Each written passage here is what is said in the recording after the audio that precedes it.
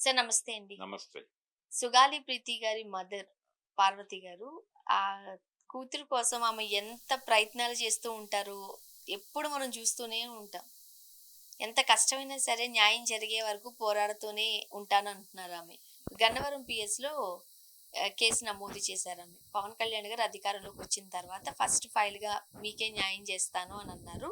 నమ్మక ద్రోహం చేశారు అని చెబుతున్నారు తను. ఏమంటారు?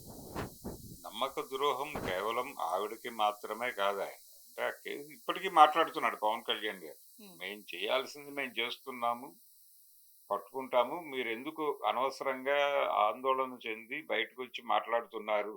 మీరు ఆగండి, మేము న్యాయం చేస్తాం. మేము న్యాయం చేసే వరకు ఆగే పరిస్థితుల్లో మీరు కనిపించడం లేదమ్మా, మీరు తప్పు చేస్తున్నారు అని ఈ మధ్య కూడా మాట్లాడాడాయన. హ్మ్. కాబట్టి వారెప్పుడో న్యాయం చేస్తారు. అది ఎప్పుడు చేస్తారు అనేది అడగటం తప్పు.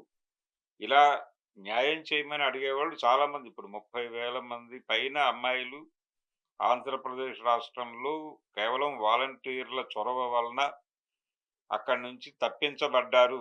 ట్రాఫికింగ్ జరిగింది అని మాట్లాడాడాయన గతంలో. అవును. తనకి కేంద్ర నిఘా సంస్థల నుంచి అందినటువంటి నమ్మకమైన సమాచారం ఆధారంగా మాట్లాడుతున్నాను అని చెప్పాడాయన. మరి వాళ్ళందరూ ఏరి ఎక్కడ ఆ కుటుంబాలు? హ్మ్. వాళ్ళలో కనీసం ఒక 20 కుటుంబాలను ఒక చోట కూర్చోబెట్టి మాట్లాడించగలడాయన? అన్ని వేల మందిని అక్కర్లేదు.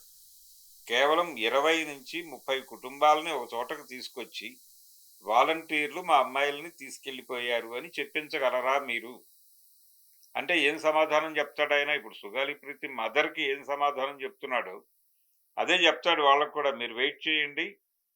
ఒక 50-70 ఏళ్ల లోపు డెఫినిట్‌గా నేను చూపిస్తాను అని చెప్తే దండం పెట్టుకోవడం తప్ప చేయగలిగిన పరిస్థితి లేదు ఎవరికీ. అలాగే చాలా విషయాలు మాట్లాడాడాయన. ఆయన అవతల వాళ్ళని బ్లేమ్ చేయటం కోసం మాట్లాడిన అనేక విషయాల మీద ఏమిటి మీ స్టాండ్? ఇప్పుడు మీరు అధికారంలోకి వచ్చాక ఏమిటి? మేము పరిష్కరించేస్తాం ఇమ్మీడియేట్‌గా అని చెప్పిన విషయాలు అనేకం ఉన్నాయి. అవి ఈ రోజుకి ఆయన పట్టించుకోవట్లేదు. ఆయన దృష్టికి వెళ్ళట్లేదు. హ్మ్. పైగా ఆయన అంటాడు, ఇప్పుడు మనం అధికారంలోకి వచ్చాం కాబట్టి ఇమ్మీడియేట్‌గా ఎలా జరుగుతాయి? నెమ్మదిగా జరుగుతాయి. నెమ్మదిగా చేస్తాము అంటున్నాడాయన.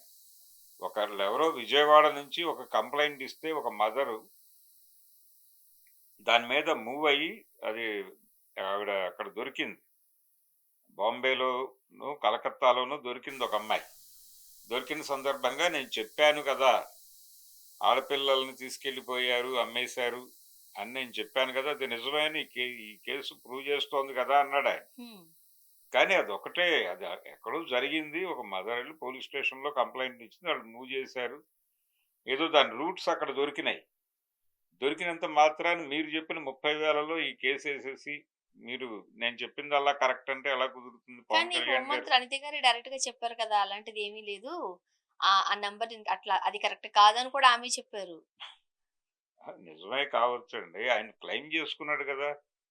క్లెయిమ్ చేసినప్పుడు వాళ్ళందరికీ కూడా న్యాయం చేయాల్సిన బాధ్యత ఉంది ఆయనకి. హ్మ్.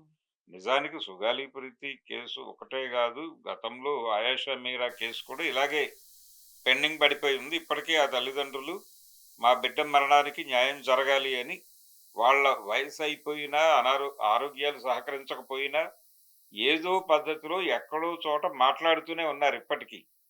వీళ్ళకంటే గూడా ఇంకా ముందుకెడితే, ప్రత్యూష మదర్ కూడా ఇప్పటికీ హైదరాబాద్‌లో ఏదో టైంలో ఆవిడ మీడియా ముందుకొచ్చి మాట్లాడుతూనే ఉన్నారు. అవును.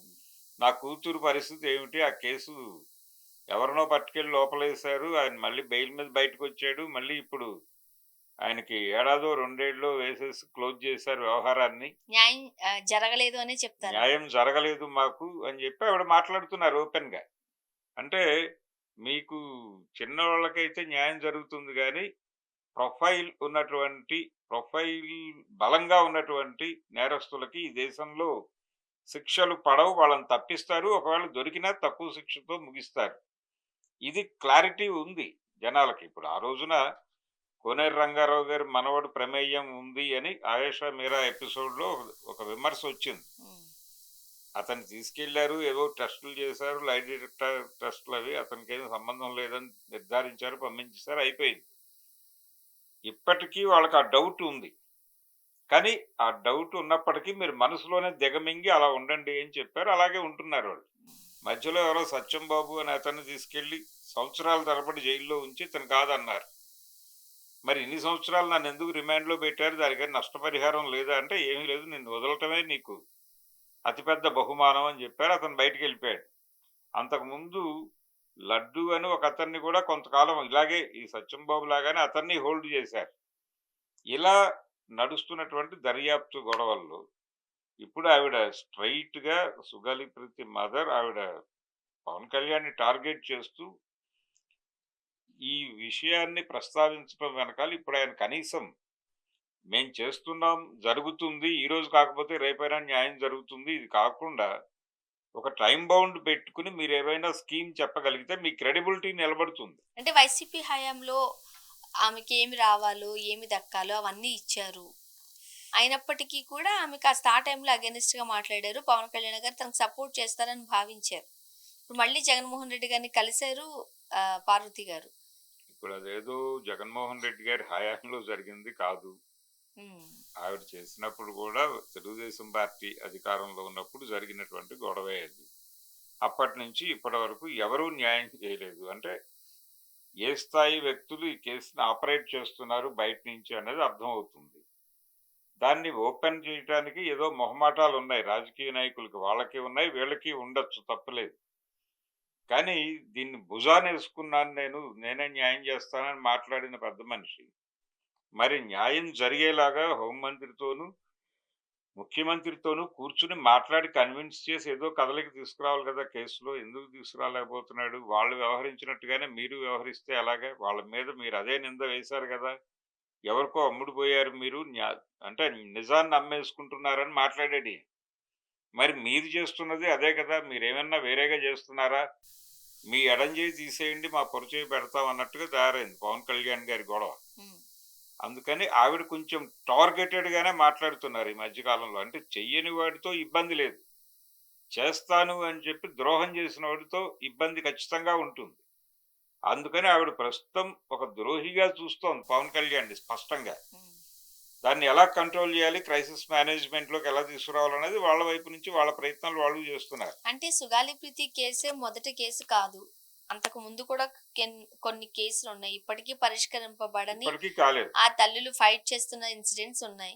రేపొద్దుట ఇంకొక అమాయకురాలు బలైపోదా అంటే అది కూడా సందేహమే. మరి ఏంటి పరిస్థితి? ఈ లిస్టు పెరుగుతూనే పోతుంది. అంటే హై ప్రొఫైల్ వాళ్ళని మీరు వదిలేస్తారు. అంటే దీనిలో చాలా స్పష్టంగా మంత్రులు, పాత మంత్రులు, మాజీ మంత్రులు, ఇలాంటి ప్రొఫైల్స్ ఉన్న వాళ్ళు ఏ క్రైమ్ చేసినా వాళ్ళకి సీరియస్ గా శిక్షలు పడవు. వాళ్ళు ఆఖరి నిమిషం వరకు తప్పించుకోవటానికి ఏదో ఒక ప్రయత్నం చేస్తారు. దానికి అసలు పార్టీలతో సంబంధం కూడా లేదు. ఏ పార్టీ అధికారంలో ఉన్నా సరే. ఎందుకు రకరకాల పార్టీలు వాళ్ళు ఇప్పుడు అంటే ఒక్కొక్క కేసులో ఒక్కొక్క పార్టీ కనిపించడం ద్వారా విషయాన్ని అర్థం చేయించారు. ఇప్పుడు మనం ఇందాక మాట్లాడుకున్నటువంటి ఆయుష మీరా టైంలో కాంగ్రెస్ ప్రభుత్వం ఉంది. రాజశేఖర రెడ్డి గారు, కోనేరు రంగారావు గారు వాళ్ళ ఆధ్వర్యంలో నడుస్తున్నటువంటి ప్రత్యూష టైంలో తెలుగుదేశం అధికారంలో ఉంది. సుగాలి ప్రీతి టైంలో మళ్ళీ తెలుగుదేశమే అధికారంలో ఉంది. కాబట్టి మెజారిటీ కేసులు, సెన్సేషనల్ కేసులు అకౌంట్లో చూస్తే తెలుగుదేశం హయాంలోనే ఉన్నాయి. కనుక కాంగ్రెస్ హయాంలోనూ ఒకటి ఉంది. ఇలా ఈ యాంగిల్లో కనుక దర్యాప్తు చేసి ఆ పార్టీయో ఆ పార్టీ నాయకుల్లోనూ ఈ తరహా భావజాలం ఉంది అని అనటం కూడా కరెక్ట్ కాదు, కానీ అనే పరిస్థితి కల్పిస్తున్నారు వీళ్ళు చూడాలి, ఈ డినై చేసుకుంటూ వెళ్ళటం ద్వారా. అందుకని ఇప్పటికైనా ఒక స్పష్టమైనటువంటి విధాన ప్రకటన జరగాలి. ఈ కేసుల విచారణలో జరిగిన లోపాలు ఏమిటి అనే దాని మీద ఒక ప్రాపర్ ఎంక్వైరీ జరగాల్సిన అవసరం అయితే ఉంది. దాచడం కోసం వీళ్ళు ఈ డ్రామాలు ఆడుతున్నారు అనేది తేలాల్సి ఉంది. Thank you.